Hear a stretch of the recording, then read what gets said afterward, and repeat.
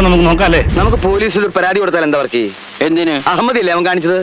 നാലാൾ അറിയട്ടെ അവൻ മഹാ തെമ്മാടിയാണെന്ന്. എന്താ വാസു? അറിയട്ടെ. പരിശോധനക്ക് തയ്യാറായിട്ട് തന്നെയാണ് ഇവിടെ വന്ന് നിൽക്കുന്നത്.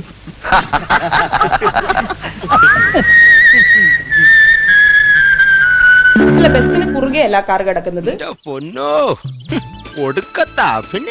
KSRTC ഡ്രൈവറുമായുള്ള നടുറോഡിലെ തർക്കത്തിൽ തിരുവനന്തപുരം മേയറുടെ വാദം പൊളിക്കുന്ന CCTV ദൃശ്യങ്ങൾ പുറത്ത്. ഇങ്ങനെ ഒരു കുരിപ്പിനെ ഞാൻ കണ്ടില്ലല്ലോ. ഇതിനെ നീ ഇപ്പിണ്ടാക്കിയതാണോ? സത്യമാണെന്ന് അങ്ങനെ ഒരു തനി നാട്ടിൽ ഇറങ്ങിയിട്ടുണ്ട്. മേയർ സഞ്ചരിച്ച കാർ ബസ്സിന് കുറുകെയിട്ടതിന്റെ ദൃശ്യങ്ങളാണ് പുറത്തു വന്നത്. ബസ് തടങ്ങില്ല എന്നായിരുന്നു ആര്യ രാജേന്ദ്രന്റെ വാദം. ഇനി നിൽക്കേണ്ട വലിയ അത് സിഗ്നലാണ്. സിഗ്നലിൽ ആ ബസ്സിന് മുന്നിലേക്ക് വാഹനം പാർക്ക് ചെയ്യുകയും ഞങ്ങൾ ഇറങ്ങിയതിനു ശേഷം വാഹനം മാറ്റിയിടുകയുമാണ് ചെയ്തത്. അവൻ മൈന ചമ്മിപ്പോയി. ആരുടെയും മുഖത്ത് നോക്കാനാവാതെ മൈന ചമ്മി ചമ്മി നിൽക്കുകയാണ് സുഹൃത്തുക്കളെ. ഒരു മൈനയ്ക്കും ഇതുപോലെ പറ്റരുത് ദൈവമേ. എന്റെ ഈശോയെ, നീ ഒരു കുരിശല്ലേ ചുമന്നുള്ളൂ? ഈ വണ്ടി നിറയെ കുരിശുകളാ എനിക്ക് ചുമക്കാൻ. താനം ദൂളത്തരവാടാ ഈ പറയുന്നത്. സംഭവം നടക്കുമ്പോ താൻ എവിടെയായിരുന്നു?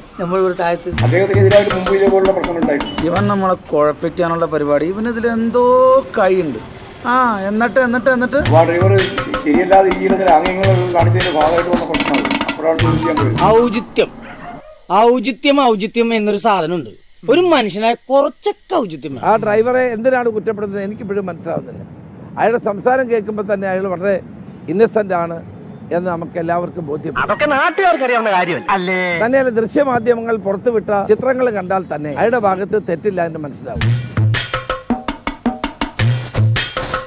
നീ ഒന്ന് ശരിക്ക് തള്ളേ. അല്ല, ബസ്സിന് കുറുകെയല്ല കാർ കിടക്കുന്നത്. തലയ്ക്ക് സുഖമില്ലാണ്ടായ എന്താ ചെയ്യാ? ഒരു 6 ഇഞ്ച് നീങ്ങി ഒരു ചുവന്ന സ്വിച്ച് കാണുന്നുണ്ടോ? കാണുന്നുണ്ട്. ഈ സ്വിച്ചിന്റെ കാര്യമാണ്. അമർത്തിയോ?